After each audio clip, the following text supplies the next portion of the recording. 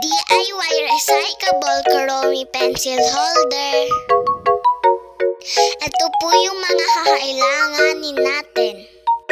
Clean empty bottle, EVA foam at glue gun. Sa EVA foam, kailangan po natin ng pink, black, white. First step, magkupit ng pang-cover para sa bote. Lagyan din po ng cover ang taas para safety. Ganito na po siya pag naidikit na po. Gupit na rin po namin yung mga shapes ni Kuromi para dikit ng dikit na lang po. Ito po yung kinalabasan niya.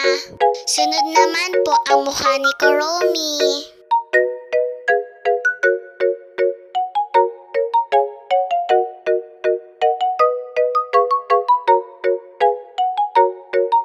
Chine-check nga rin po ni Mami kung kompleto po yung parts. Galit yarn.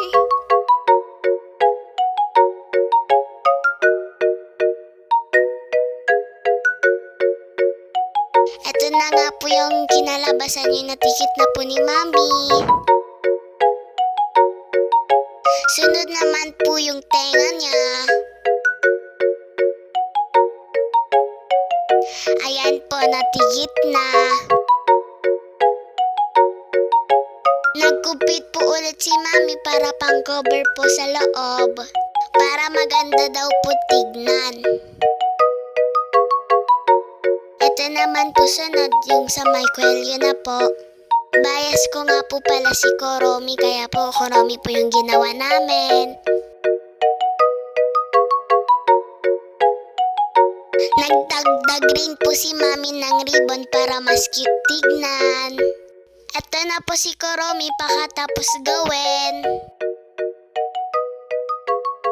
Comment naman po kayo kung nagustuhan nyo po yung ating DIY. Charan, ayan na po yung kinalabasan. Salamat po sa panonood.